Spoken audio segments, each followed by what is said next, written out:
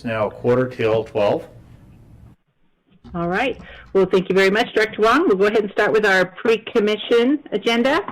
Do any commissioners have any general housekeeping items, questions, issues that they'd like to bring up at this time? All right. Hearing none. Any comments on the commission agenda? Okay. Again, hearing none. Director Wong, that takes us right to you. Okay, well, your ops report. Thank you. Thank you, Commissioner May. And again, as Chief of Staff just recently stated, it was a very important event yesterday. And of course, that was Commissioner May's birthday. And so, Commissioner May, again, on behalf of all of us, a happy belated birthday to you. Well, thank you very much.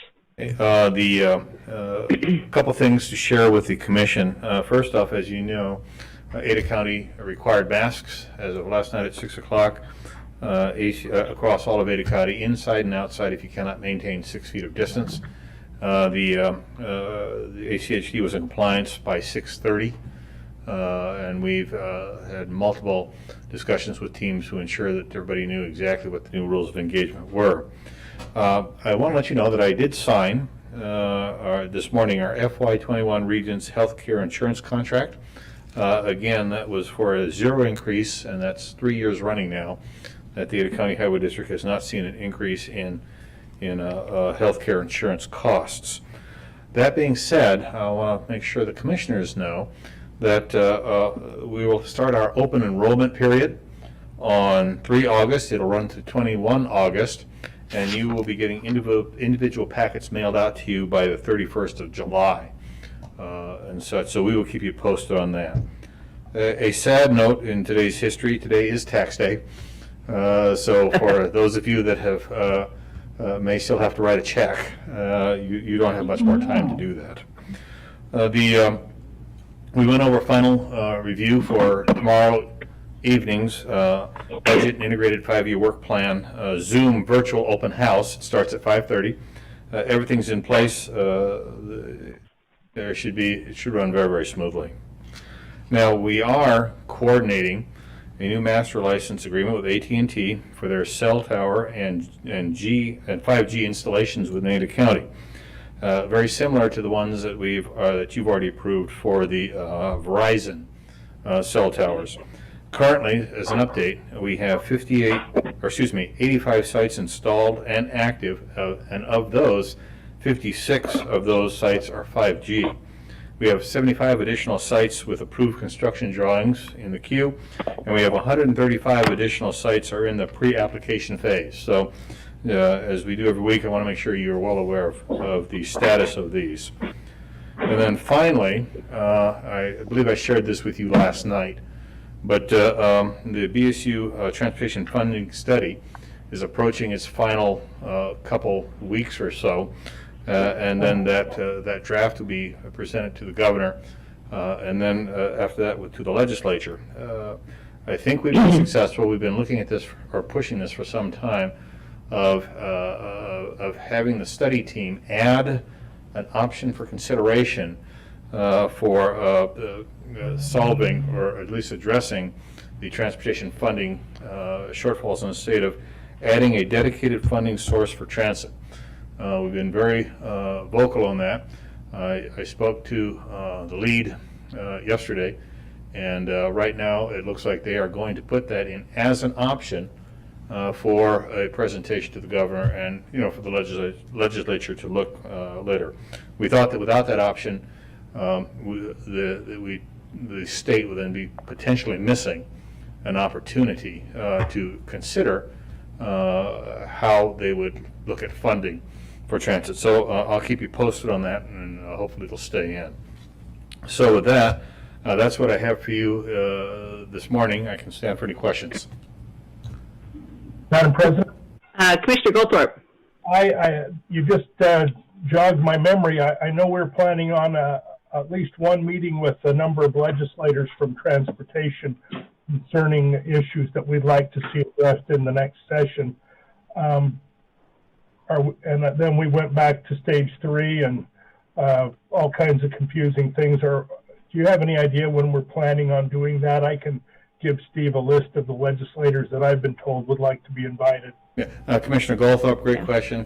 President May, at this point, no. Yeah. All those are up in flux at this point in time. I do know that there are some special sessions that are being planned at this point. One of our team members, as you know, is a legislator. And but just specific to your question, at this point, still up in the air. Now, we will be meeting in the near future with several of those legislators to start teeing these things up, and we'll keep you posted. Okay, would you like to know who the ones are that expressed an interest? We're always interested in that, sir. Yeah, yeah. You can just go ahead and mail that, Kent, and I have my list as well. So we've got that on the radar so we can move forward. So I see no reason not to go ahead and send that in. Thank you. Thank you. Any other questions or comments? All right. Thank you, Director Wong. You're coming in loud and clear today. The speaker podium is spot on. Well, I hear squeaking. Can you hear? I hear squeaking. Oh, do you hear squeaking? Well, I did hear squeaking. Somebody was squeaking. Oh. Oh, I bet it was my puppy that just came in the room. Well, I'll mute that. Okay, we have a few. Fine. We have a few more minutes. Yeah, you have about 8 minutes, Commissioners. All right, thank you very much. Then Thank I'll you. be back. Okay. Stop video.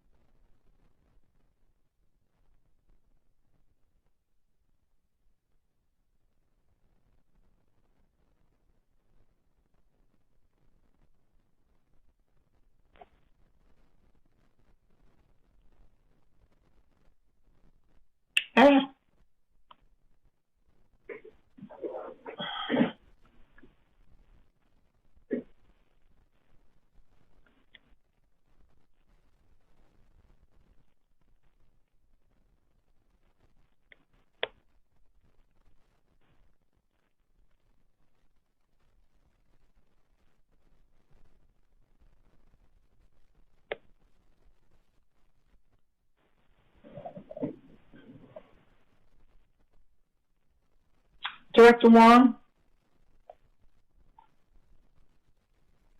Yes? Do we have an agenda for the meeting with Garden City yet? No, not yet. Okay. Do we have any items we want to talk to them about? We have recommended several, one of them being the salt shed at Adams. Why would we want to bring that up? We want to make sure that they understand the importance of this. That they're what? That they understand the importance, the operational importance of that salt shed, because if I am not mistaken, our current approval from the city is winding down for that. And there have been some comments by several members of the city wanting to have that removed immediately. That just can't happen. Right. Do we have a legal opinion on that? The general counsel is shaking his head yes. Okay. Maybe he could distribute that to us under the attorney-client privilege. He continues to shake his head. Is that shaking or nodding? I was not going to give you the difference, just shaking his head. In the affirmative. All right. All right. Okay. Okay. Okay.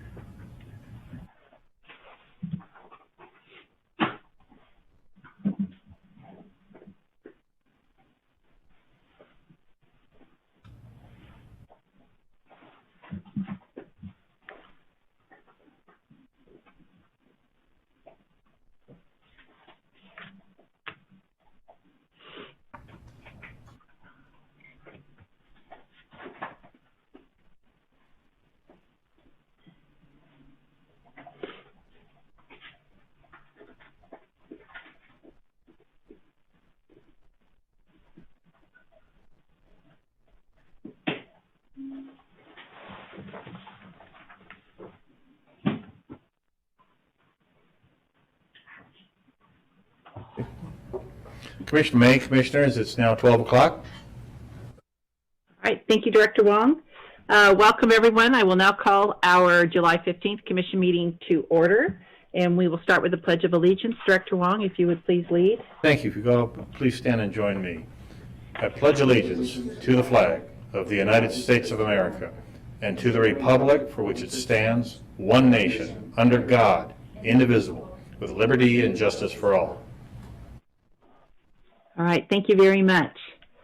All right, today I am very pleased to acknowledge Christy Enselman. She is a senior transportation planner here with the district. She's also with us today, and we'll be, we'll have her picture on the screen. Christy has been the lead on the integrated 5-year work plan, and this is a monumental task, as everyone knows. A lot of detail, a lot of work goes into it, and Christy has done an extraordinary job. The Commission will be reviewing the plan later today. She will then present it to the public tomorrow evening at the virtual open house at 5:30. And then following that event, it will be available for public comment. I know both Christy and the Commission is looking forward to getting that citizen feedback. Christy is also the lead staff member on the Bicycle Advisory Committee and works diligently to keep everything running smoothly. She is an exceptional and valued team member at ACHD, and she sets an example every day with her dedication to our mission. So, Christy, thank you very much for a job well done. We appreciate all that you do.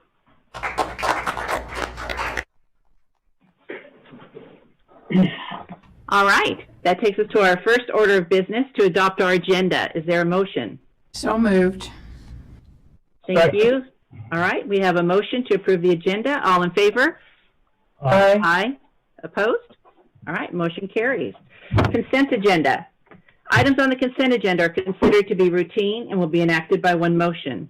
There will be no separate discussion on these items unless a commissioner or citizen so requests, in which case the item will be removed from the consent agenda and placed on the regular agenda. All consent agenda items are commission action items unless noted. Do we have a motion? Madam Chair, Madam President, I move approval of the consent agenda. All right, Commissioner Baker made the motion. Is there a second? I'd second the motion, but I'd like the clarification that the easement reserved in item number 6 is to be a permanent easement. It says that in our pre-commission report, but I don't think it was specified in the staff report.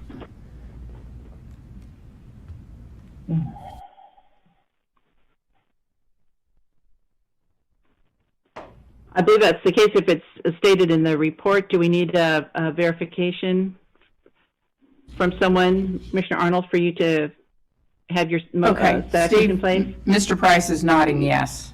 Is he nodding? Yes. Okay. All right. We have a motion to approve our consent agenda. All in favor? Aye. Aye. Aye. Opposed? All right. Motion carries. Thank you. All right. On our regular agenda, we will have the FY20 second budget adjustments request for approval, and we will hear from Ms. Christine Tandler. Welcome, Christine. Thank you.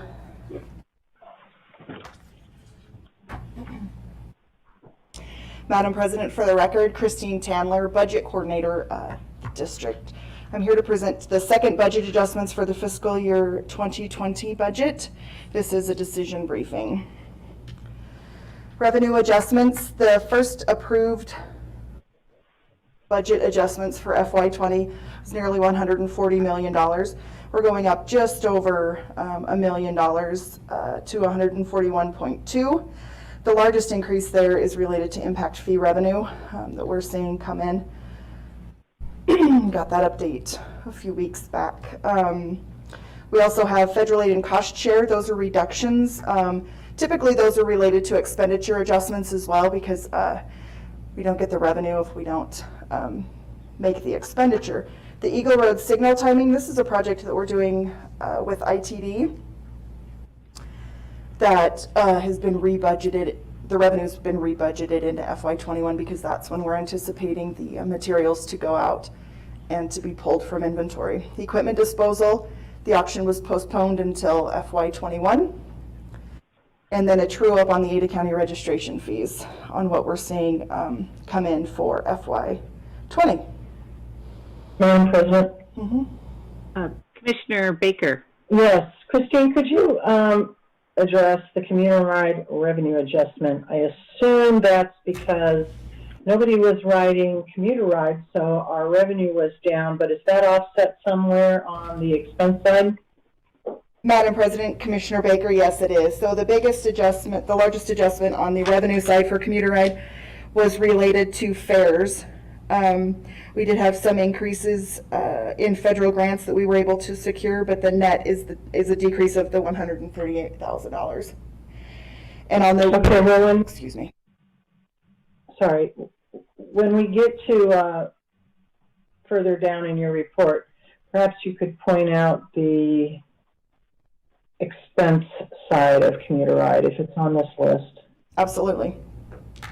Thanks.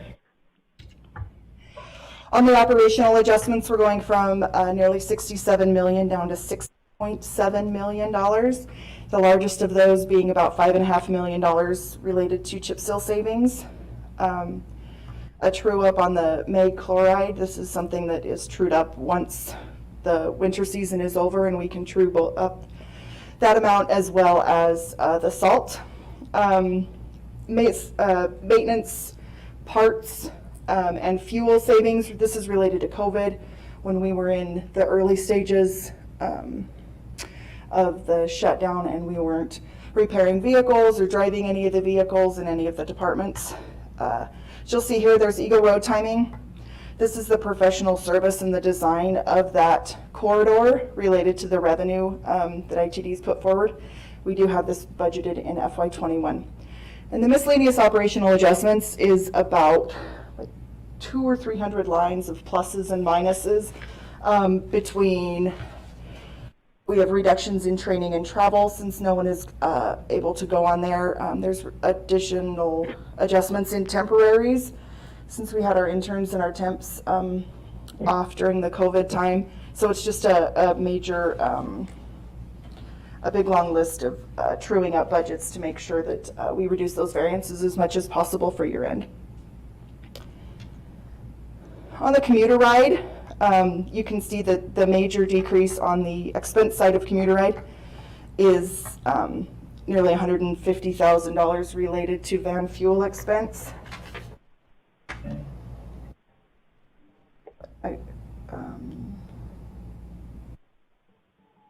Sorry, let me do this. They had some money moving around from professional services to advertising related to how we're handling more of the professional services contract is handling more of the advertising type that we've gone to. I don't know if that makes sense. Any other questions on that, Commissioner Baker? Okay. No, thanks. Thank you, Christine. On the capital side, we're going from a $70 million budget down to a $66.2 million budget. The majority of that is rescheduled projects. There was a list of those rescheduled projects in the commission packet, as well as I'll go over it on the next screen. The largest of those being about $2 million related to the 10-mile McMillan to Chinden project, in which is the STARS agreement with Costco, and we just won't be making that payment until a full reconciliation of all those projects is done. We do have an increase in legal fees, minor increases in construction and traffic materials. The professional services and right-of-way adjustments are adjustments made to contracts that are that were in negotiation earlier in the year, and now we're truing those up on the right-of-way side, as well as some adjustments on right-of-way from State and Pierce Park. So I realize this is small, but I did want to point out a couple of the big ones on here. Again, the 10-mile McMillan to Chinden project is about $2 million of this total, and again, we'll be paying that out, I'd assume, in the first quarter of FY21. So this is rebudgeted into FY21. The other large amounts are the right-of-way purchases related to State and Pierce Park that have been pushed into FY21. If we take out those two large amounts, we're about at our average, which is between $1.5 and $2 million of rescheduled projects from one year to the next. This just helps alleviate the extremeness of any potential encumbrances at the end of the year, and shows that we're doing a good job of tracking our schedules related to spending. So in summary, we have a proposed expenditure budget of $129.7 million. The proposed revenue of $141.3 and the proposed expenditures of $129.7 do result in a variance of $11.5 million. Of that, 4.2 is related to rescheduled projects. $6 million we discussed last week, proposed for the Houston grade crew and supportive equipment in FY22. And then 1.3 is proposed to be reserved for initial development of the TMC and traffic ops new facility. Staff recommendation is to approve the FY2020 second budget adjustments as outlined in the staff report. And I will stand for questions. Thank you, Christine. Commissioners, any questions for Christine?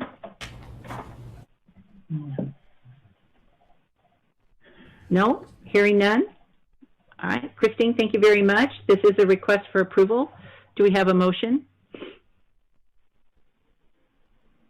Madam Mayor, I move we approve the second quarter budget adjustments for fiscal year 20. All right, thank you, Commissioner Baker. I'll second that. All right, we have a motion and a second. All in favor? Aye. Aye. Aye. Opposed? Motion carries. Thank you very much. All right, that was our only item on our regular agenda. Right now, do we have anyone that would like to address the Commission for Public Communications? Ms. Spencer, has anybody indicated they'd like to speak? No one has signed up or raised their hand. Madam President? All right. Commissioner Arnold. That's okay. I just wanted to bring up one item for us to think about and discuss at a future date, and it has to do with the easement that we are granting to the city of Boise for pathways along the canal system. I think we should look at partnering with the city of Boise in a task force to help them try to make those pathways a reality. I know there are a lot of hurdles to overcome in that process, but there were a lot of hurdles when the Greenbelt went in. So I think it's a good time for us to work with the city of Boise and see if we can get something moving along in that direction. So that's just something I'd like to throw out there for us to discuss, hopefully at a future date fairly soon. Thank you.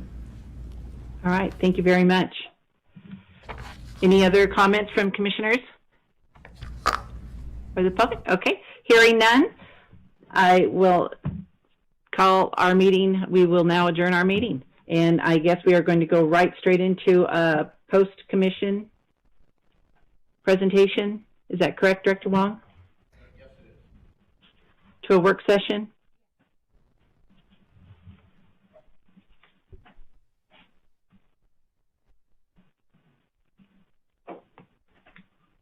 Commissioner May, Madam President, yes, that is correct. Okay. All right, we will hear about the ACHD Commuteride Teacher Extendship presentation. We're looking forward to hearing that, and our presenter today will be Nicole Walker. Yes, we flash Christy back up there.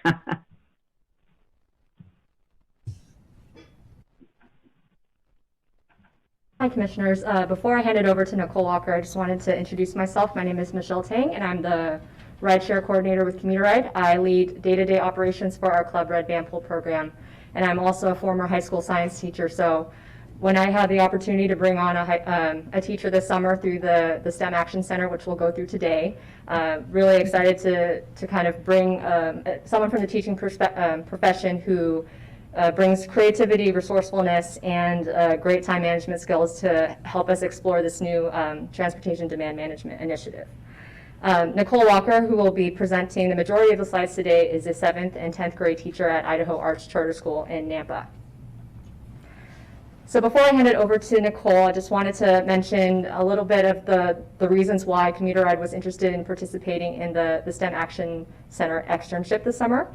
As a former teacher, as I mentioned, I saw there was a connection between the work that we do with Commuteride, with promoting smart commutes, reducing vehicle miles traveled, and reducing carbon emissions, to the work that teachers are doing in classrooms in educating their students about science, technology, engineering, and math, which they typically use the acronym STEM.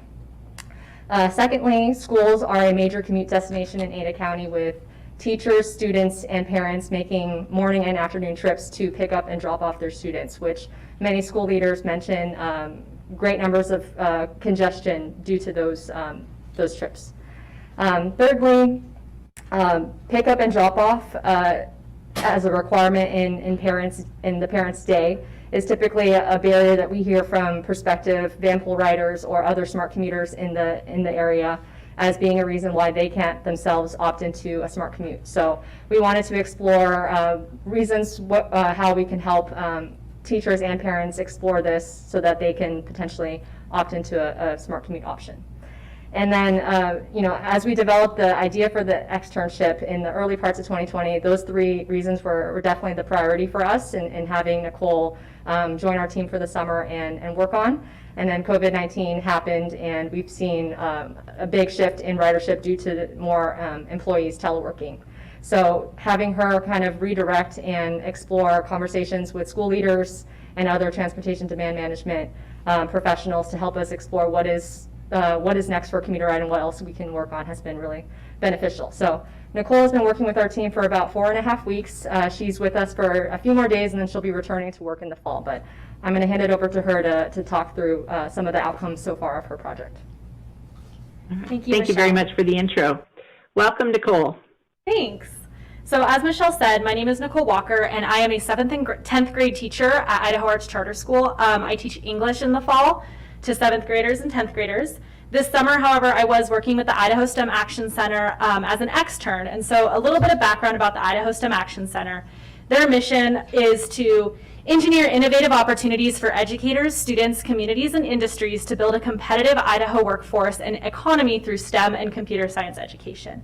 So by doing this, they put together grants, curriculum, educator training, student opportunities like camps and after-school programs to try to increase the STEM literacy here in Idaho. Their big drive for this was due to a study that was done in 2018 that showed that 16 out of 20 of the fastest growing careers in the next 10 years are in STEM fields, but that 6 out of 10 STEM jobs in Idaho went either unfilled or underfilled.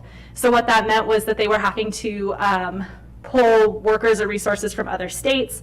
They had people who are unqualified getting hired in STEM jobs, or the job it no longer exists because it just went unfilled for so long. So seeing that need, the Idaho STEM Action Center stepped up and said we need to put more into STEM education here in Idaho, and that's how it kind of came about. The externship in specific, it's done by Governor Brad Little. He had started it to try to create these relationships between teachers and businesses. This year there are 26 externs in the state of Idaho, most of them located around the Treasure Valley, but some as far up as Sandpoint and as far east as Twin Falls. So kind of spread out throughout Idaho, and the goal is to take teachers and put them into a real world work situation where they can learn the skills, learn about insights into the job market, and bring that back into their classroom. For me personally, I was able to, through this program, participate in interviews with maintenance and planning here at ACHD, both of which are careers that my students, especially my 7th graders, have showed a very high interest in, and I can relay that back to them. I was also able to participate in onboarding and gain some insights into skills that my students really need to be practicing and learning in the classroom in order to be very effective workers in the future. I had 3 main goals through this externship, and the first was to conduct stakeholder interviews. So I conducted 15 interviews with stakeholders and leaders around the Treasure Valley in transportation demand management. The following 4 quotes are just 4 quotes that I really thought embodied the key takeaways from those interviews. The first is from Max Clark at CCDC. He talked a lot about how as Boise grows and as the Treasure Valley grows, there's a lot of room for new forms of transit, and there's a lot of optimism and a lot of room for innovation as the city grows. Matt Stoll at Compass talked about how Vanpool was a very innovative and interesting solution and initiative. It should be exploding, especially as it doesn't require the infrastructure that public transportation would require, like VRT. Darren Fluke at the City of Boise Planning mentioned that in Boise and in the West, there's a big preference and a big cultural shift towards single occupancy vehicles and driving alone. So that's something to really take into account as you have these conversations, is that preference. And then Jenny Hay at Janus mentioned that 83% of working moms said that childcare and managing household stressors, like school commutes, was a really key issue for parents. So through these interviews, I was able to gain a lot of insight into transportation demand management, the different viewpoints and the different stakeholders and their views on it, and move that into the next goal of my externship. The next goal of my externship was to create a school pool pilot. So thinking back to that quote from Jenny Hay, Michelle and I and the Commuteride team had discovered that the commutes to school were a huge impact on traffic patterns. There were a lot of issues there. And so we decided to try to create a school pool pilot with 1 or more local schools. We identified 5 or 6 schools that we could work with and kind of list out those benefits like reduced congestion around the schools, flexibility for parents to create alternate commutes or to smart commute, and then also creating networks for children. If children are carpooling, they have another adult in their life, they have other children in their life, as well as reducing the school bus use rate and the school bus expenditures. 4% of expenditures here in Idaho are spent on school buses to and from school, and the nationwide average of spending per student is $943, which is a big chunk of money that's going towards getting students to and from school.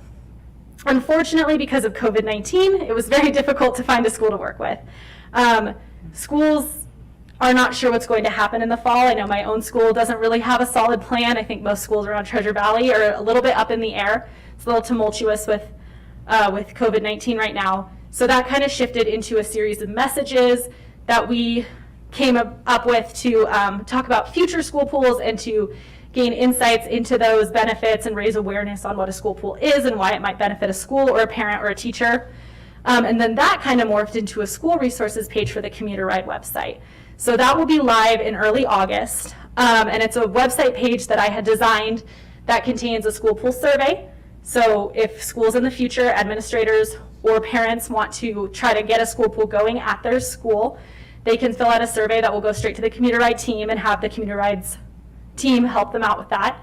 Also reasoning behind school pools and some of the reasons why a teacher or an administrator might want to try to start it at their school, as well as resources for the development of individual school pools. If I'm a parent and I have children and I want to start a school pool, how do I go about doing that if my school doesn't have that infrastructure already built? It will also showcase my lesson plans, which I'll go over in a little bit. That was the third goal of my externship. And then the last thing that's going to be included on there is a teacher commute options page and a teacher resources page.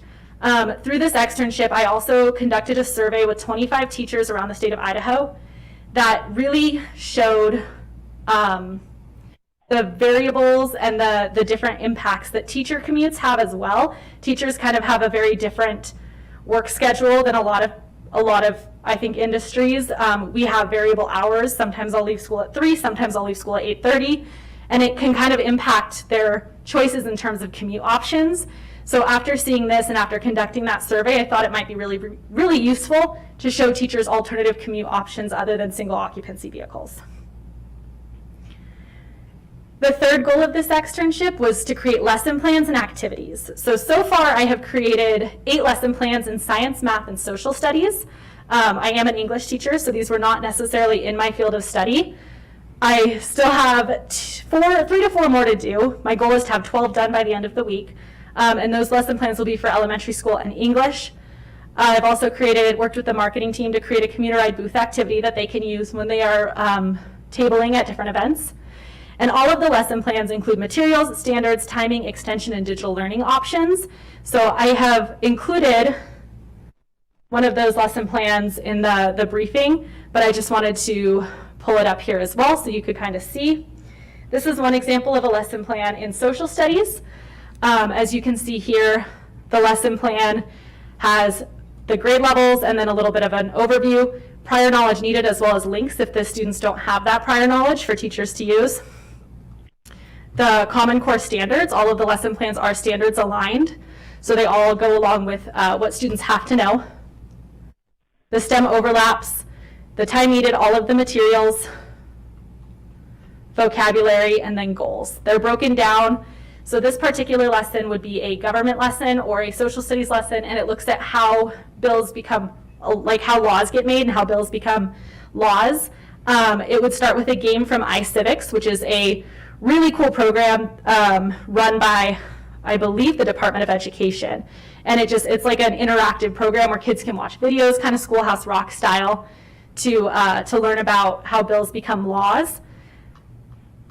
And then the next day, after they have that whole discussion and they have that background information on how a law is created, they would actually be given a scenario where they have all become, legislators. They've gotten a big promotion from 7th grade.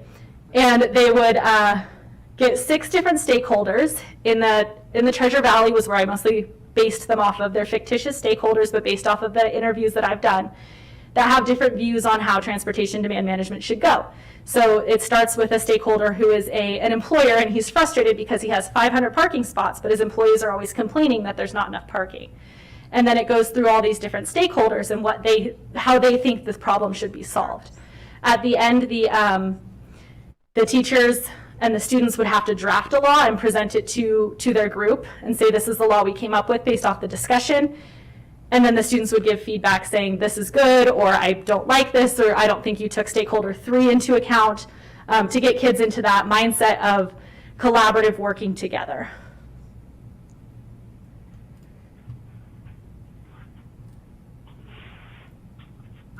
The lesson plans will be, the goal of the lesson plans is to get kids talking about transportation demand management and give them the ability and tools to start thinking about alternative commutes at a young age to gain that exposure. So in order to give kids that exposure, we want to distribute the lesson plans in 4 different key locations. The first is at a district level. They'll be on the Commuteride website on that school resources page in early August. In addition, an email will go out to schools and school leaders in the Treasure Valley, just kind of explaining what these lesson plans are and where they can be accessed and how they can be used. At a statewide level, the Idaho STEM Action Center will place them on their website as well as send them out in a newsletter. They have thousands of newsletter subscribers around the state to give people around the state of Idaho access. And then nationally, I plan to put them up for free on Teachers Pay Teachers. Teachers Pay Teachers is a really huge commerce website for teachers. A lot of teachers use it to get access to new materials for their classroom. Right now, they have 5 million users, most of them located in the United States, but some of them international users as well, and 1 billion resource downloads. So I thought that would be a really great place to put these websites up for free to get even more exposure and access to them. In total, I've conducted 15 interviews over the course of this externship, and by the end of this week, we'll have written 12 lesson plans. And if you have any comments or questions, I'd love to hear them. All right. Thank you, Nicole. They're very, very impressive. A lot of value added in a short 4.5 weeks. And I think it's definitely a win-win, not just for having you with us for this amount of time, but for the district and your students going forward. And I really am impressed with your enthusiasm and diligence on doing this. I see a lot of value added here. So thank you. Commissioners, any questions for Nicole? Yes, Madam President.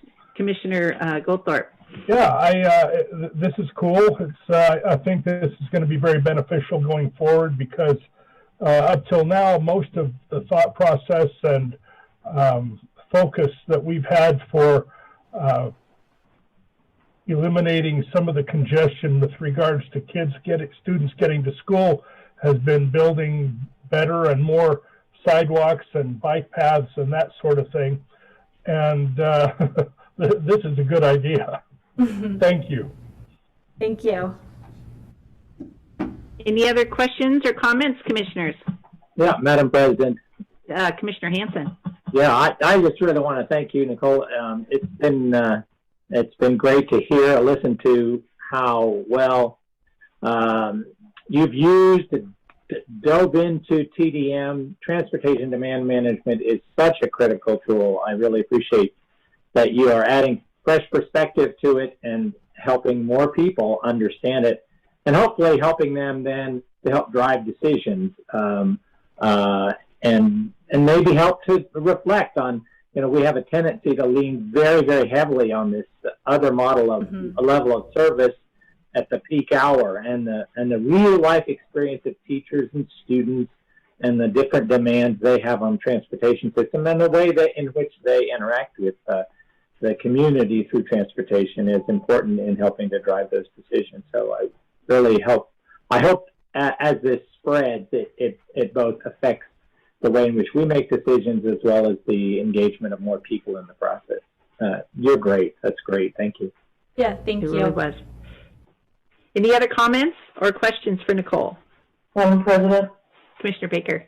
Yeah, I'll be interested to get a report next summer about how well this was received throughout the state and even throughout Ada County. That would be interesting to know. Yeah, Teachers Pay Teachers does offer the ability to see the download and the click usage of different resources, so we will have tangible numbers to kind of look at the impact that it's made. I'll also just mention Oh, very good. Yeah. I'll just mention that It'll be good to see those metrics. Yeah. Thank you. All right. Thank you, Nicole. Good luck to you. Thanks. Madam All President, right. Commissioners, if I could, I think that, Director Wong. again, this was very impressive across the board, and this may be something that we would want to share in the very near future with those legislators that are sitting on both the transportation and the education committees. during this off season and such. So there's some great ideas right here. Absolutely. I followed up on your email, Director Wong. So absolutely, very impressive. All right, our next item is a presentation by staff, information only, on the 2020 CIP update.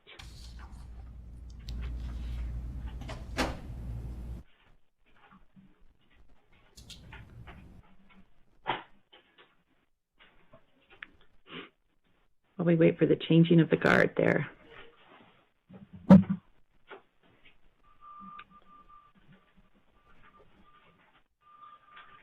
Good afternoon, Madam President, Commission. For the record, Mitch Scotto, I'm the Impact Fee Administrator here at the district.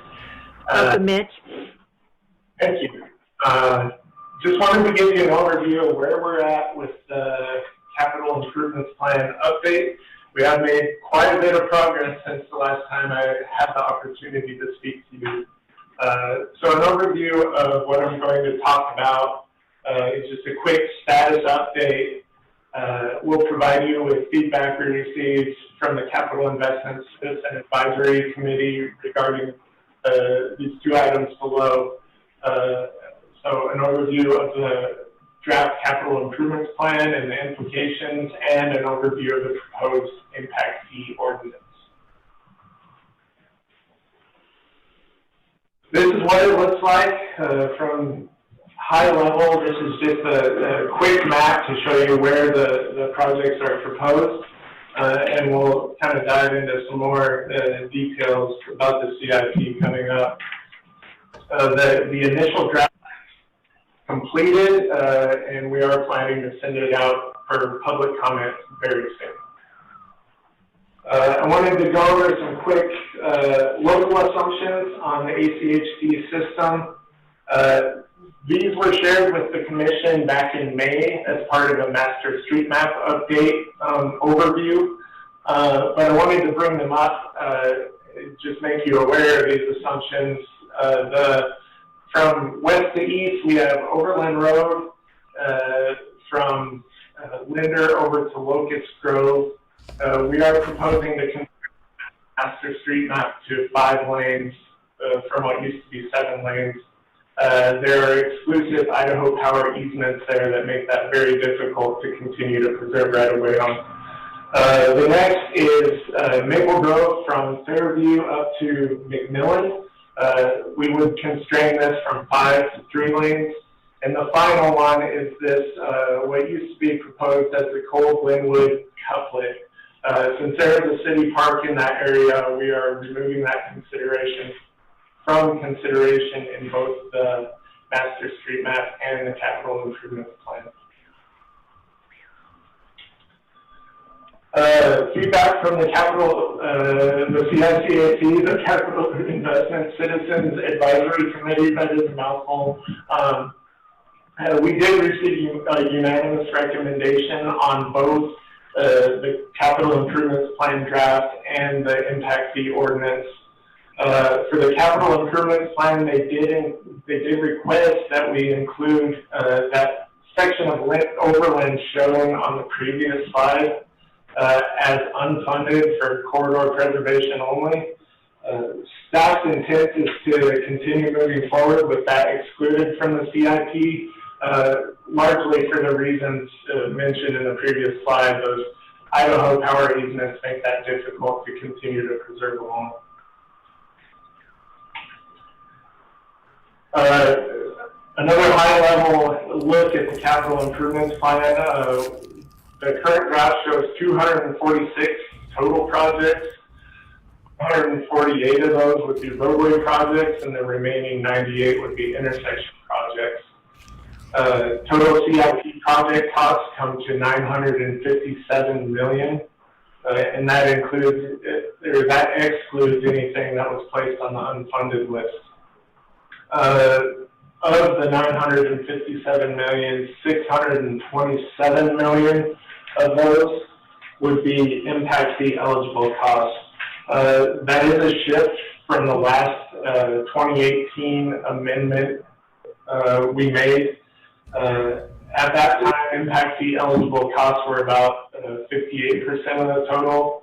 We have a shift up in the proposed to 66% eligible costs.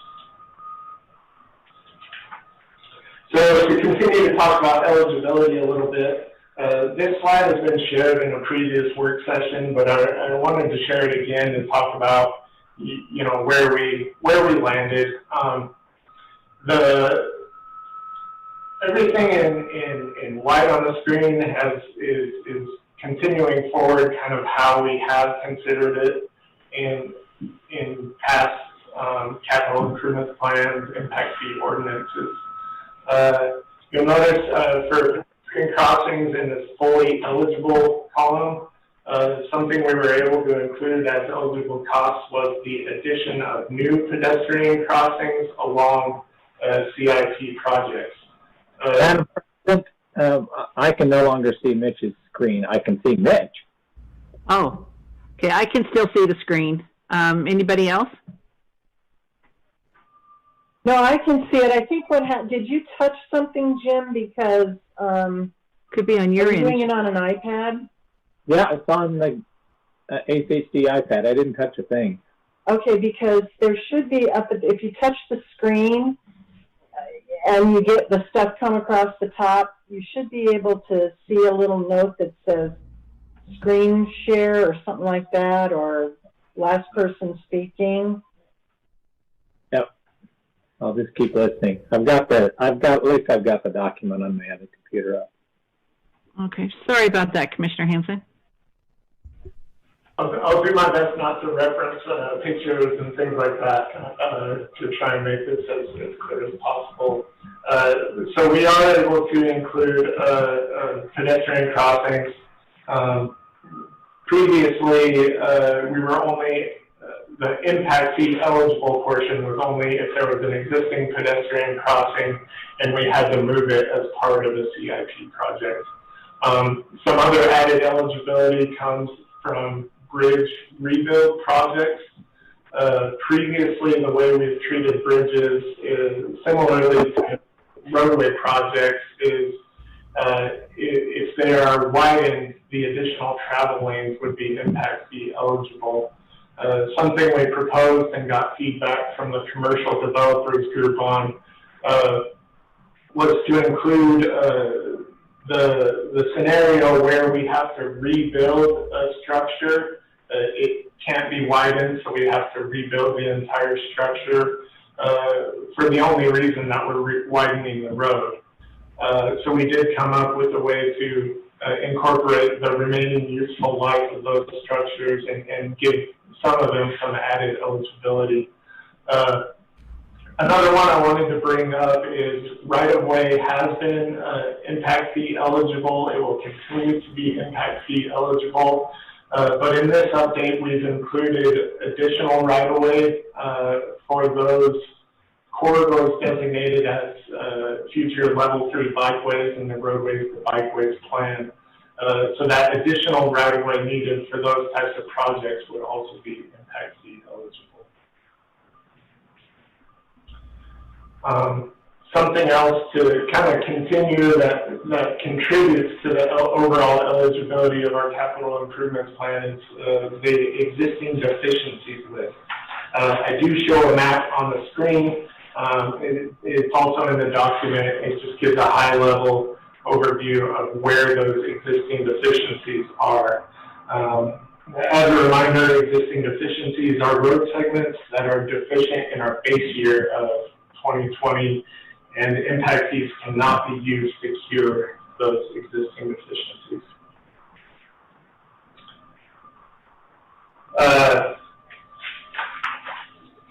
The next slide is an overview of projected increases in both VMT and congestion. We do anticipate both of those items to increase over the next 20 years. Countywide, we're anticipating an increase of 224% in our lane miles of congestion. On the ACHD system only, which would be our principal arterials, minor arterials, we anticipate a 370% increase in lane miles of congestion. So on to the constrained road segments in year 2040. 2040 is our horizon year for the capital improvements plan. This screen shows those segments that would be constrained in that horizon year.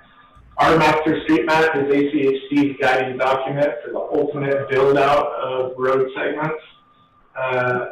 Segments in the to the extent that the master street map allows. This is, I mean, essentially the CIP is the minimum of what's required to accommodate growth associated with new development over the next 20 years.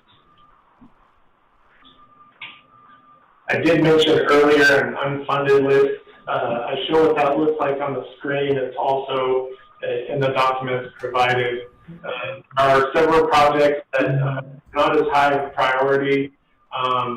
We do have to constrain our CIP and balance to both impact revenues and general fund revenues.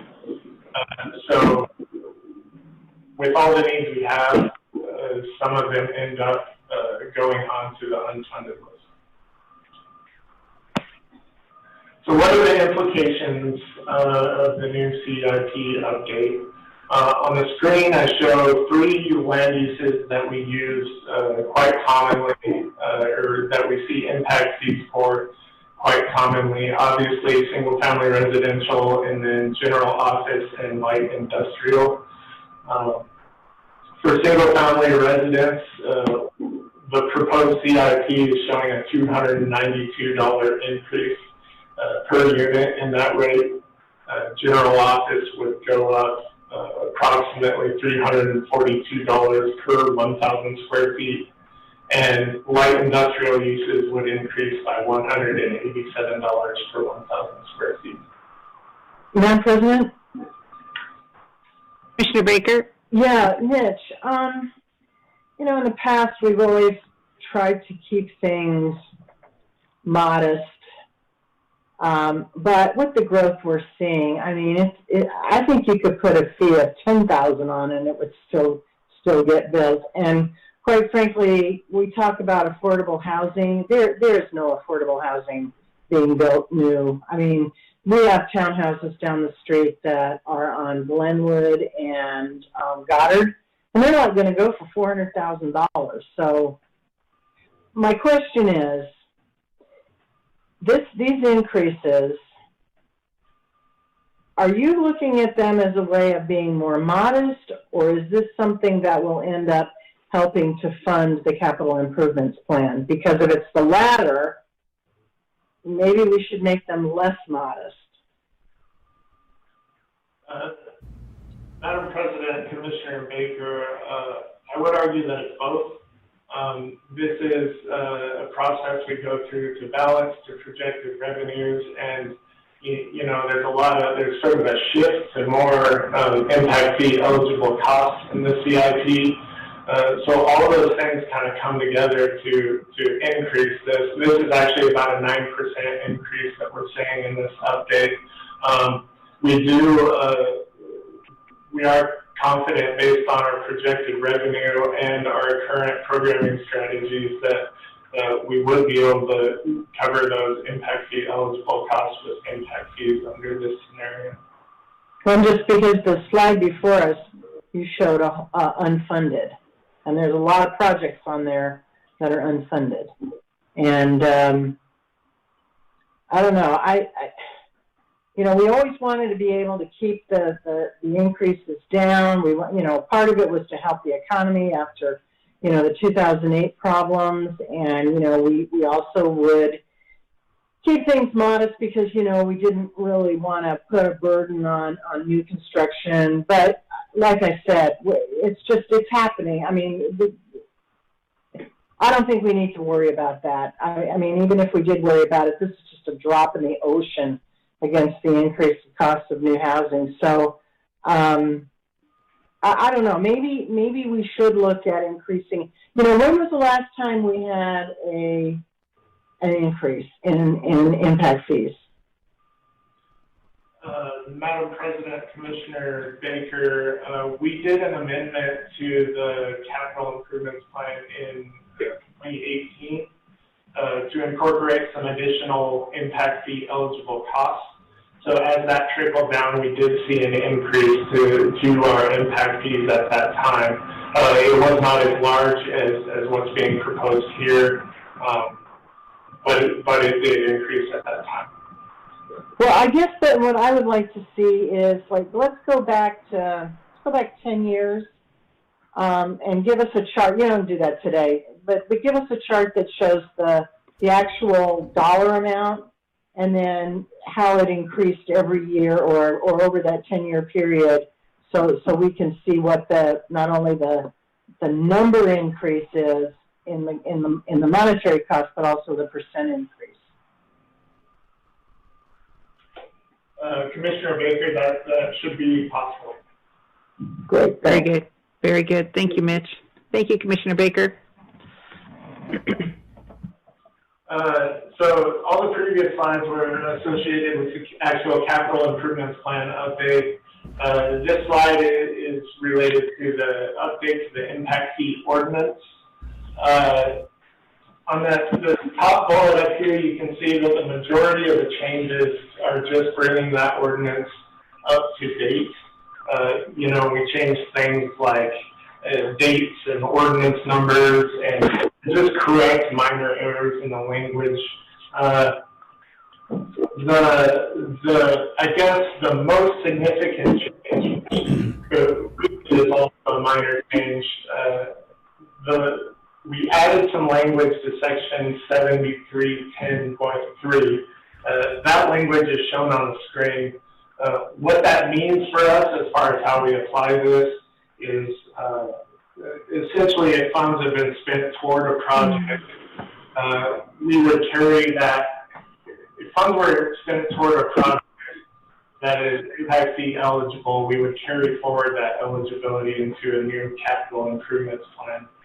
The motivation behind this is, you know, if we started a project, we don't want it to slip into the existing deficiency list after we've already started it and expended funds toward it. So it just helps us complete projects that are impact fee eligible. Finally, we plan to send the drafts, both the CIP and ordinance, out for public comment tomorrow. That would run for approximately 3 weeks through August 6th. After that, we will prepare a final draft of both capital improvements plan and the ordinance, and we have a planned adoption hearing for August 19th. And with that, I will entertain any questions. Thank you very much, Mitch. Commissioners, any questions or comments? Well, Madam President, Commissioner Baker. it sounds like we're on a track just to do the increases the way that you've put them on the screen, and I don't know if I go along with that. I think that maybe we need to have the ability to maybe increase them and maybe put that out there for comment as well, that this may increase from the, I don't know, what was it, 392 or something, whatever you had put up there. And then the other thing is, going back to your changes, I want to talk about Maple Grove. We're proposing to reduce the lane build out on Maple Grove between Fairview and McMillan from 5 lanes to 3 lanes. And I can see the wisdom of that because, quite frankly, it would be an extremely expensive project. The houses are so close, the right-of-way cost would just be phenomenal. Unfortunately, you've got on the one end, south of Fairview is 5 lanes, north of McMillan is 4 lanes. So it's kind of one of those situations where you've got a snake and we're scooching it down and then we're letting it go back out. And I think you might get some criticism about that. But what I wanted to say was, if we're going to do that, then we're looking at going north on Maple Grove, south of Fairview, so right where the dealership is, Lithia Ford. That was designed so poorly from the get-go. It's got like this little bulb out that prevents people from going into the right-hand turn lane, and then that backs up the lane that goes straight. And then you've got people who are, of course, always coming in and scooching in, going north, and then at the very last minute cutting in so they can continue to go north instead of taking a left-hand turn lane. So I don't know if this is the appropriate place, time, or whatever, but that little bulb out needs to be deleted. And we might have to buy some property from Lithia Ford, and it's obviously going to take some design. I know it was a federal aid project, but it has always been a pinch point, and it really needs to be taken care of, particularly if we're not going to allow traffic to go more than one lane up north on Maple Grove. And if anybody has driven that, you know exactly what I'm talking about. Thank you, Commissioner Baker. Any other comments, commissioners? Yes, President May. Commissioner Goldthorpe, please. A question for Mitch, because my memory fails me on this particular topic. Have we had any discussion about possibly indexing the rate of increase for impact fees? Madam President, Commissioner Goldthorpe, are you talking about inflation from year to year? Yes. So yes, that is included in our impact fee ordinance, where we do look at the consumer price index each year and increase accordingly to our impact fees. I believe last year we saw about a 2.1% increase to our impact fees. And it just depends. We use a 5-year rolling average, so it depends on how that index changes from year to year, but that is something we incorporate. Thank you. Okay, thank you. Commissioner Hanson. Yes, thank you. Mitch, it looks like we show build out, and it's basically at 2040 we have the same levels of congestion at the peak hour. So we're still modeling congestion even after bulb out. We don't show the maintenance obligations that this additional almost $1 billion in expenses will create for future taxpayers. Is that not part of the process to figure out what our obligations are once we've built this out? Because those are obviously budgetary issues.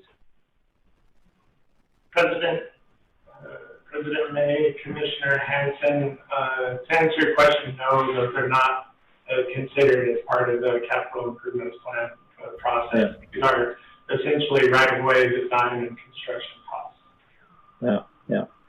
Madam President, I really appreciated Commissioner Baker and Commissioner Goldthorpe last fall, who took seriously my concerns that I expressed about the capital improvements plan and my desire before we approve the budget that we basically do a complete overhaul and do a full evaluation consistent with the need to invest in the assets based on growth and more fully integrate it into the impacts of growth throughout the entire county.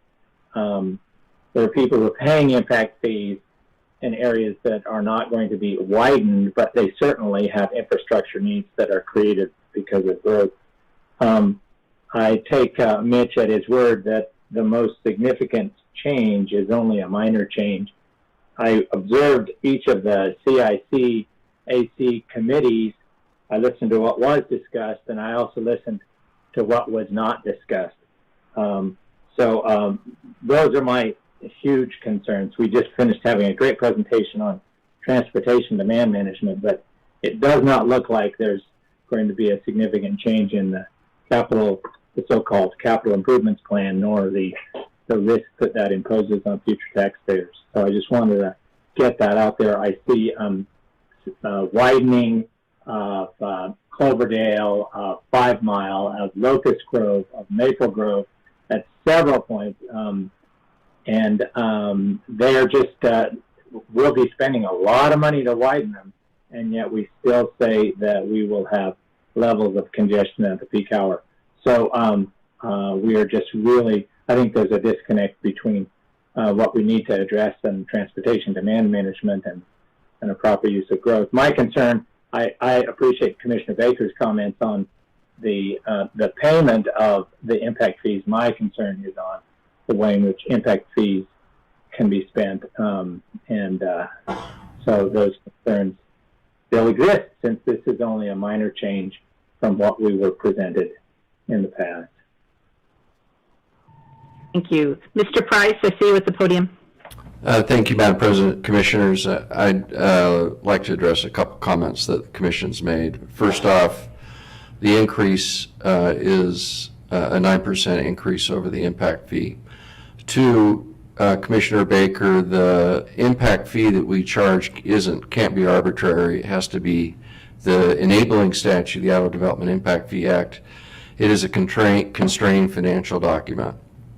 And the problem that has been brought to you in the past over and over again is that the reason why we have an unfunded portion that's been identified is we don't have sufficient general revenue to include those costs. The only way the fee can really go up is to include items, additional costs into the capital improvement plan, and that can be in the form of other facilities or other projects. And so the staff and the CICAC, they went through, tried to strike a balance based upon our general revenue funding limitation to do that. We're happy to come back in the future and work our way through that more closely with you so that you can see that. I know Mr. Wallace's department in the past has come to you over time to show you what's going to happen with our funding and our general revenue. And so if we had sufficient additional general revenue that we could apply to our capital improvements plan, then the fee would go up because we would have additional costs. In terms of the level of service, I'm currently going through all of the state statutes in the United States, their Development Impact Fee Acts, and they all use that model. I'm not saying it's the right model, but the level of services during peak hour. So far, I'm not through all of those. Now, there are other facilities that other jurisdictions have expanded as eligible facilities, and we'll be coming to you with that in the future. That would also increase costs. So I thought that I'll be working with the director and Mr. Inselman and Mr. Wallace and coming to the commission and giving you a list of additional facilities that other jurisdictions in the United States have considered that would require them to be adopted as part of Idaho's Development Impact Fee Act. We can't arbitrarily do that, and so this is a fiscally constrained program. We have to do it within certain assumptions that have to be reasonable, and this document does that. So with that, I'll stand for any questions. Thank you, Mr. Price. Any questions for Mr. Price? Any follow-on, Commissioner Baker? Yeah, I believe in the past we have taken the recommendations of the CICAC and the staff regarding impact fees on particularly residential, and we have not gone the full amount that has been recommended. And that's why I kind of like to see what's happened over the last 10 years, because I know that near the beginning of the 2008 crash there, and right after that, we really were cognizant of the fact of the burden that it put on the economy to do that. And so basically, I would think what we'll be doing is just sort of trading the past lowballing of it, so to speak, and then accelerating that now. Now, I understand the whole bit about not being able to match it, but as Jim has pointed out, the more we can load into the impact fee, like the level 3 right-of-way for level 3 bikeways and the pedestrian crossings, that money could then be shifted off of the community projects and then used to match. So I just hate to see us leave. I just hate to see us leave this at this level, just simply knowing the way the economy has been acting, and the growth that we've had, and it's phenomenal, and it's just it's everybody who comes in puts a burden on the roadway, every one of them. Madam President, Commissioner Baker, most certainly happy to come to you with a historic summary of the impact fees that we've charged since its inception. But the last 10 years is most certainly indicative. There have been significant increases.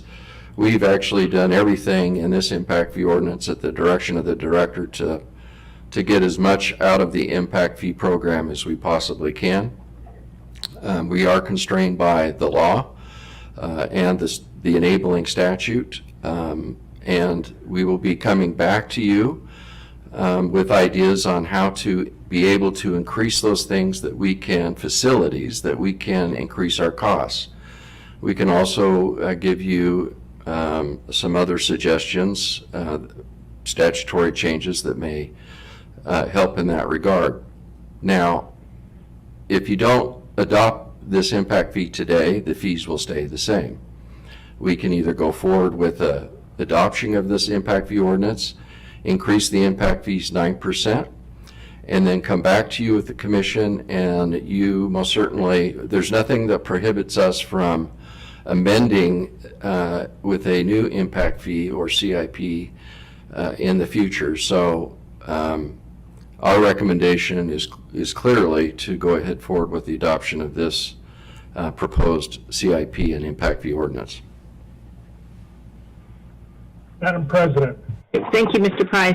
Commissioner Baker, did you have another comment? Yeah, this is just an information briefing. We're not adopting it today. No, adoption hearing's August 19th, yeah. I'm just saying you're taking it out to the public and you're saying this is exactly the only thing we're going to do. And so that basically tells us that we are constrained by that. I would like to have something go out to the public that says at a minimum or something like that so that we can get the comment on that. I'd like to know what the public thinks about this. If we're going out for public comment, let's get the comments, and let's say at a minimum we're going to take it up. That whatever. I don't have the screen in front of me, so I don't know. But you know, instead of that, that's the minimum that we would raise those things. I don't understand why we can't do that. Yeah. It may very well at the end of the day be that's exactly what we're going to adopt on August 19th. But I'd like to know what the public thinks. I think that's a reasonable request, Mr. Price, if we could do something like that in the vein of having further discussions down the road when you come back with the additional information, just to let the public know and then perhaps get their comments on it one way or the other. Madam President, we're going to change it. Okay. Madam President, well, certainly, and I'm sure the director will contact our communications department for some public outreach on this topic. Okay, very good. Thank you for your update. Any further questions for Mitch or Mr. Price? For Mitch, Madam President. Okay, Commissioner Goldthorpe. This may get an answer from Steve as well, but and this goes back to a couple of the things that Commissioner Hansen was addressing about what he was concerned about last year and some changes in the CIP. My question is this. Is this the right time before August 19th to make some suggestions and possible changes in some of the constraints or plans for some of the corridors, for instance, Cloverdale going south? Can we do that now, meaning before August 19th, and then discuss it then and vote on it, or do we have to wait till another time? I would think this would be an opportunity to make those comments. Well, it looks like Mr. Price is coming back up to the podium.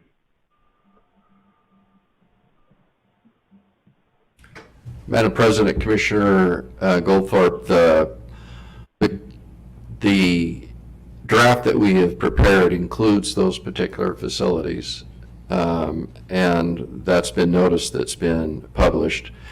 I most certainly think we have the authority prior to that time to provide changes prior to and at the adoption hearing. Okay, thank you very much. Thank you, Mr. Price. Commissioner Goldthorpe, if there's anything you would like to state and put on the record today, that would be fine. We can certainly entertain that.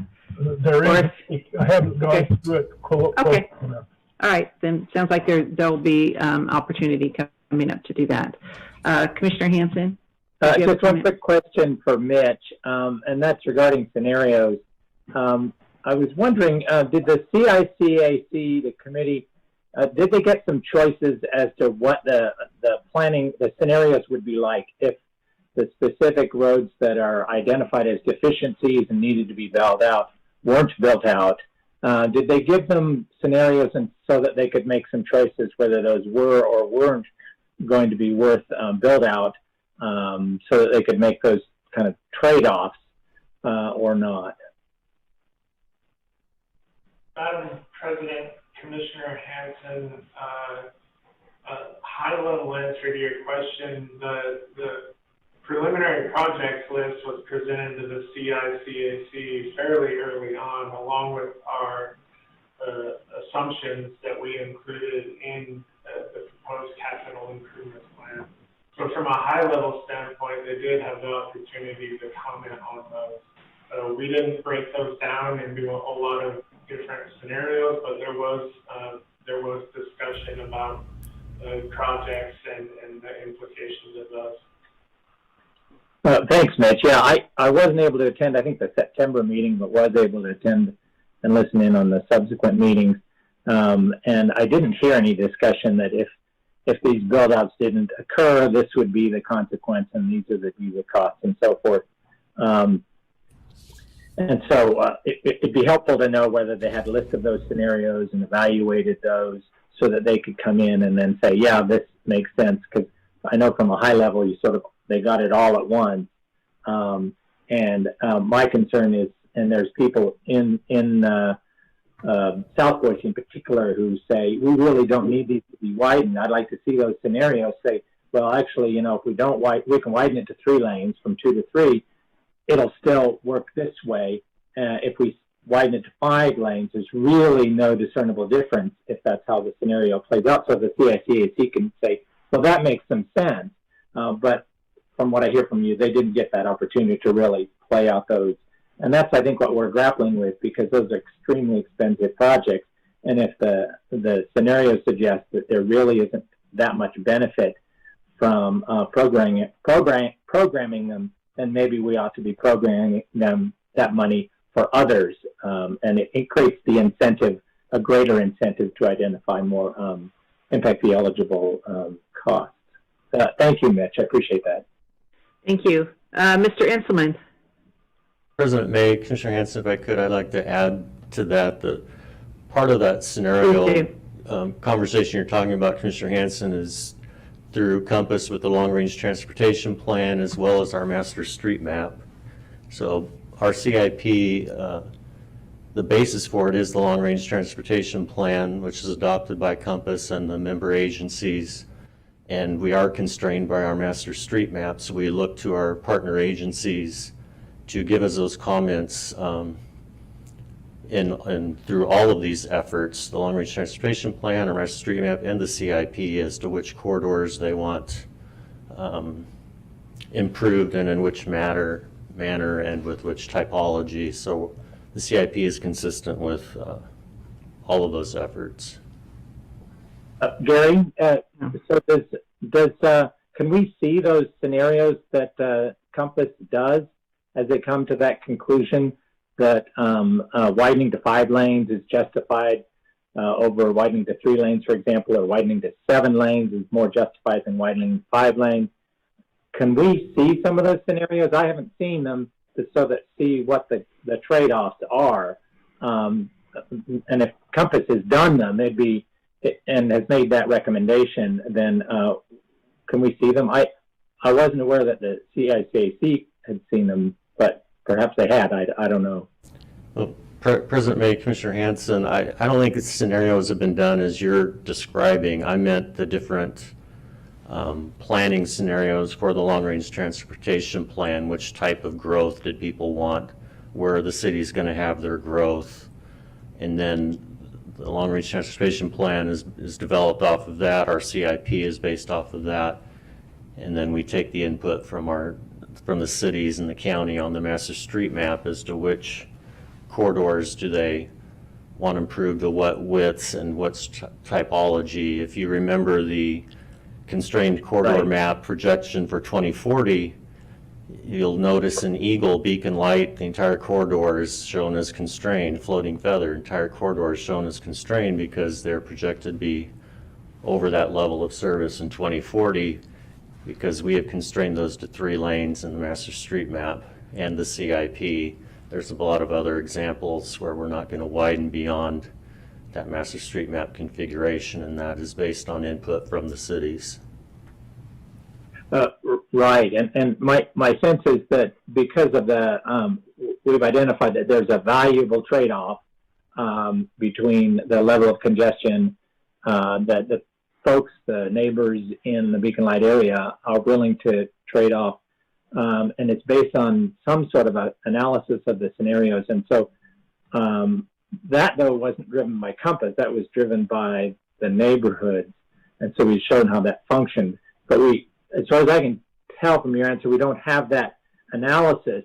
That Compass does say, this is what the growth is going to look like. This is, but it doesn't say specifically, here's your trade-offs between a road that might be 5 lanes versus 3 lanes that are going to serve that particular area and that particular type of growth. So we can evaluate, is it worth spending that extra money to buy the right-of-way and to start planning out 5 lanes for, say, Maple Grove south of Victory or something, and we can then say, okay, these are the 2 trade-offs. That's the decisions I think we should make, because we're obligating taxpayers then, once it's built out, to pay for those. And so since the CICAC committee didn't get a chance to do that, and I'm not sure that Compass actually does that, but we ought to have that in front of us so that we can make those evaluations, especially when neighbors, I know the neighbors at Beacon Light were very organized, and it took them quite a long time to come in and say, we want that kind of trade-off. This is what we want, then for other neighborhoods to do the same so that they're protected. I think it behooves us to have that kind of, we can see those 2 things balanced against each other, instead of automatically saying, well, X growth, automatic 5 lanes, automatic 7 lanes, anything less, based on our definition of LOS, it's going to fail. Great. Does that make sense? Mr. Inselman? I think. I made my point. I think that's my concern. Sure. Yeah. The taxes or in perpetuity without that kind of modeling, that kind of scenario modeling is difficult. Okay. I think your concerns and suggestions are noted. Mr. Inselman, did you have anything you wanted to add? No, ma'am. All right. Thank you very much. Any other comments? If not, Mitch, thank you very much for your update. We look forward to the citizen comment and feedback that will be forthcoming. And thank you very much, Mr. Price, for your clarification and updates as well. So with that, Madam President. Director Wong, did you? Yes, Madam President, Commissioners, I do want to let you know that this was Mitch's last presentation here at ACHD. He has decided to go to the dark side. I've shared that with you earlier, to Compass. He'll be reporting there next week. So, Commissioner Hanson, you probably have an in right now regarding your thoughts and recommendations, as Mitch will be carrying the flag toward Compass here next week. Great. Scenarios. Mitch, thank you very much. We're going to miss you and wish you all the best in your new position. Yes. So who's going to prepare the information for for the public comment period, and also, you know, the ordinances and stuff like that, if Mitch is gone? Or are we going to make him finish doing that before he leaves? There's a Commissioner thought. Baker, we're handing that duty over to the ever-capable Deputy Director of Development and Technical Services. Okay. All right, duly noted. All right, next on our agenda is our Integrated 5-Year Work Plan, initial draft, 2021 to 2025, presentation by Christy Inselman. Welcome, Christy. Well, thank you. Give me one moment, get this going.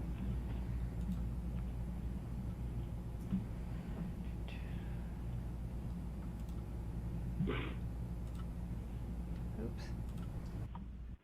I have to do the share screen first.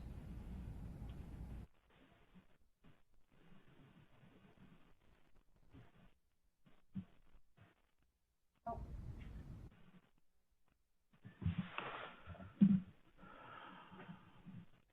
How do I get the PowerPoint up from the share?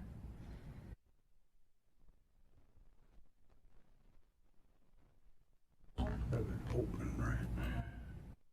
That's it. Hold on. Yes, there we go.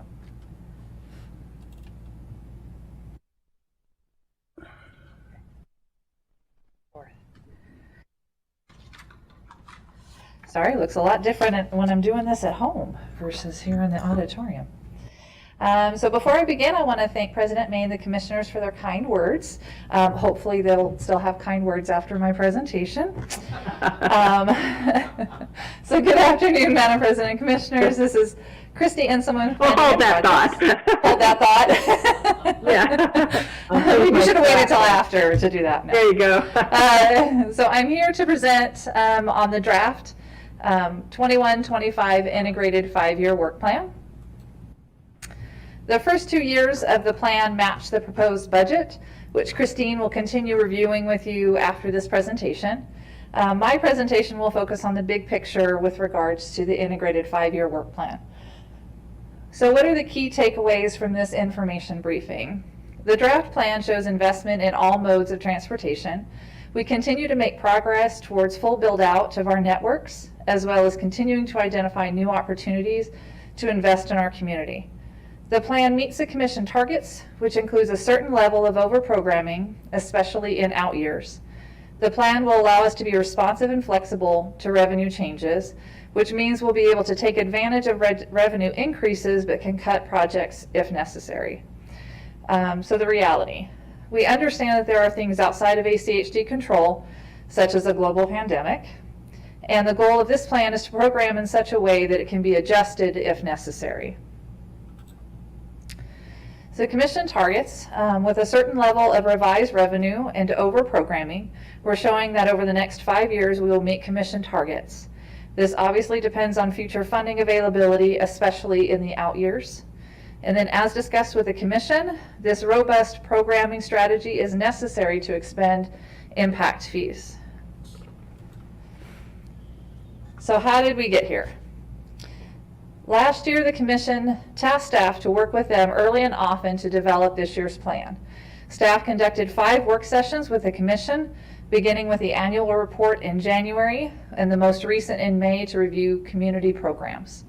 Additionally, our outreach efforts included reaching out to the public, our partner agencies, which are the cities, school districts, and the county, as well as our internal ACHD staff. The results from the annual report were utilized to help guide the programming of this year's Integrated 5-Year Work Plan. The information we compiled allowed us to see areas of greater need within Ada County so that we could focus additional efforts. This draft includes a revised Integrated 5-Year Work Plan introduction that provides greater focus on how we're doing within each area. These include major roads, sidewalks, bike facilities, and ADA accessibility, which I'll go into greater detail through this presentation. And then as part of the introduction, project lists from each neighborhood planning area are provided. And I'll show that to you at the end so I don't have to switch back and forth a million times. So building out our major roads. So improving major roads in Ada County aids Ada County residents in many ways. It provides congestion relief as well as much needed connections for our bikes, pedestrians, and ADA community. The plan includes a total of 29 major roadway and intersection projects for a total of 98 lane miles. This is an increase of 8 projects from the annual report in January. I'd like to also highlight that there are currently 23 projects that are completed or are currently under construction in fiscal year 2020. With this update, major roads and intersection projects are planned throughout Ada County, which I can show you later with the interactive map. I wanted to quickly focus on the Boise Southwest area. Through the annual report, it was evident that the Boise Southwest area was a hot spot of need. We've accelerated several roadway and intersection projects in the area, as shown on the map here, and added additional new projects which you can see on the list. So ADA accessibility. We continue to improve ADA accessibility through our roads, intersections, and community program projects. Additional inventory on our ADA facilities is being conducted and will be completed in October. This will give us a better idea of what improvements will need to be made. We anticipate the inventory of improvement needs will go up within each category, the high, medium, and low. Currently, 163 intersections have APS signals, which is an increase of 25 from the annual report. And this year's plan identifies 62 APS signals program, which is an increase of 48 from the annual report. So bike facilities. With this plan, we've added the bikeway signage program, the purpose of which is to accelerate the completion of the low-stress bikeway network. Since the adoption of the Roadways to Bikeways Master Plan in 2018, 6% of the low-stress bikeway network has been completed. So currently, 9% of the population is within a quarter mile of a completed low-stress bikeway. With the completion of the bikeways currently programmed in the draft, 40% of the population will be within a quarter mile of a low-stress bikeway.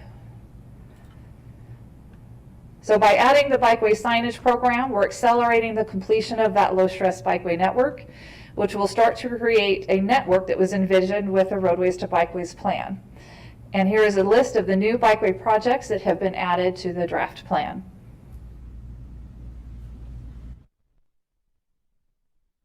So sidewalks, filling key gaps. Filling key gap sidewalks is another focus of this plan. Currently, we have 26 miles of sidewalk gaps programmed in the plan, and then a total of 48 community program projects were completed this year. I love this picture in the corner because that's the project, the pedestrian bridge that was completed in STAR to create a much needed connection on the sidewalk network. So this is a list of new community program projects that have been added to the plan. Another area of need we identified through the annual report was Garden City. As you can see, we've added several projects from that area to try and address those issues. So as always, ACHD is committed to involving the public and welcome their comments regarding the integrated 5-year work plan draft. To help accomplish this, we again have a robust public outreach effort, starting with a virtual public open house tomorrow, starting at 5:30. The comment period will be open from July 16th through August 21st. We also will conduct a social media outreach, as well as reaching out to our partner agencies and neighborhood groups. Staff will also present to all of our 8 advisory committees for their input on the plan. So just a list of our next steps. As I already stated, we're having our open house tomorrow. The budget adoption hearing would be August 26th. We would come back to you on September 2nd after we've received all of the public comments for another work session with a targeted date of September 23rd for the integrated 5-year work plan adoption. And then I'll have to stop sharing to show you the interactive map that we've done for this year.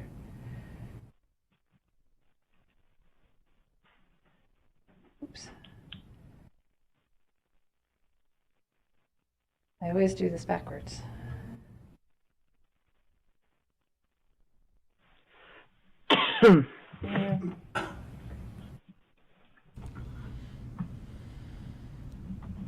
Here we go. Can you guys all see that? Okay. I can. So similar to last year, we've created an interactive map, and this is a great tool that the public can utilize to see the projects that are going to be planned for this iteration. Again, it's completely interactive. When the internet is not slow. You can zoom in and out. You can click on an individual project, similar to last year. If you click on this link, it gives you an information sheet specific to that individual project with additional costs. And then if you click here, this takes you to the survey where you can input your comments, and all of those would come to staff for review. I'll pull up the additional Very sheet good. so you can see that as well. And similar to last year, we've also separated out so you can see the entire 5-year work plan as it's proposed, or if you're just interested in roads and intersections or bike and ped projects, look at all those wonderful bike projects throughout the county. You can click on those individual tabs and go to those areas. And every single one is interactive. Every single one has the same information as far as getting that additional project sheet and being able to put your comments directly in. Now it wants to zoom in. Out. Okay. And I also wanted to briefly show you the introduction that we did for this year. Ryan was amazing with that.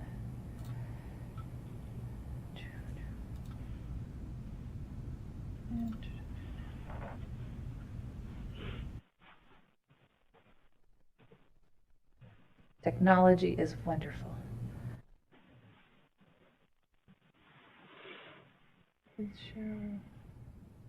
So is that on the website now? President May, Commissioner Baker, yes. Our interactive map will go is live, as well as the web page, and then social media will go out, direct people there. So it's live right now? Yes, it is. Yes. And it is open to the public. As far as there's no, you don't need a password or anything to get in there. Okay. Will you help me get the Because the search results only go 2024. production up here? It's this introduction. I don't see it on the, yep, that one. Pause for technical difficulties, or it's probably user error. Madam President, this is Ryan Head. Go ahead, Ryan. Commissioner Baker, that the link to the draft is under quick links on the intro page. There we go. Right, but you know, if you do a search, it doesn't come up at the very top. Which is Okay, interesting. we'll work with communications on that. Thank you, Ryan. So here is the introduction that was designed this year, and this is just a PDF. As you scroll down, you can go through each of the focus areas, the major roads that we've talked about, bikes, but I wanted to scroll down in particular and show you where we're providing projects lists within each neighborhood planning area. So this is just an overview of all of the planning areas within Ada County, and if you scroll down, each one will provide a list of individual projects within that. So it makes it a little bit nicer for the public to zone in on the area that they are concerned about and see a list of what's going to happen in their area. Christy, I really like that, how you can drill down to a specific area. Mm-hmm. I think that's very user-friendly. Yes, and I will stand for any questions from the commission. All right, thank you very much. Commissioners, any questions for Christy? Thank you, Ryan. Madam President, I just want to also echo your appreciation that people can look in their neighborhoods and see the detail of what's going on. And that's a significant improvement because it was very hard in the past to sort through a long list. I think the actual plan that still has categories like this is going to be paid for by vehicle registration fees, or these are core community or bike ways, that's not as helpful. And so I'm hoping we can continue to push to really flesh out integrated needs through the scoping process, but I think it needs to be told in the upfront that if we're going to put a bike facility in here, we're going to do traffic calming. We're going to do an evaluation of traffic calming, because a nice bike lane is no good if, in fact, there's a speeding issue. So my concern continues to rise about fully integrating in the scoping how we address traffic calming. The other is we just have to be sensitive to our statement. The discussion we had earlier about determining whether, in fact, widening will provide congestion relief, or widening to 5 lanes as opposed to 3 lanes will actually provide congestion relief. We make that statement up front, saying building out our major roads will provide congestion relief. We can't really make that statement unless there's a scenario that demonstrates that it will, and in what ways or up to what years. I think it's really important that connectivity be identified as a major congestion relief issue. And I wish, in fact, these could be used to do our mid-mile collectors, but we're not doing that.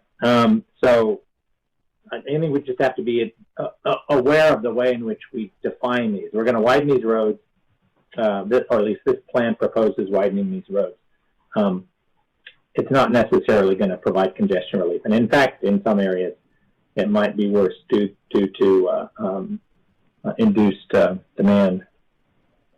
But those are my observations. I put a ton of time, as Ryan will tell you, a ton of time into providing input to the staff. I appreciate that some of it made it into the document, but I have the same concerns that we want to be able to go into a neighborhood once, address an issue. It might initially be a bike lane or a crossing, and address all of the safety issues together rather than going in piecemeal. Okay, thank you. Any other questions or comments for Christy? All right, hearing none. Christy, thank you very much. Thank you. Look forward to the feedback we're going to be getting. Yes. All right, that was our last presentation for this part of our day. So looks like we have about, 25 minutes until we reconvene for our budget review. So commissioners, you can definitely log off and log back onto the same number, or you can just stop your video. Right. All right. We'll see you in a few minutes. Thank you. Thank you, everyone.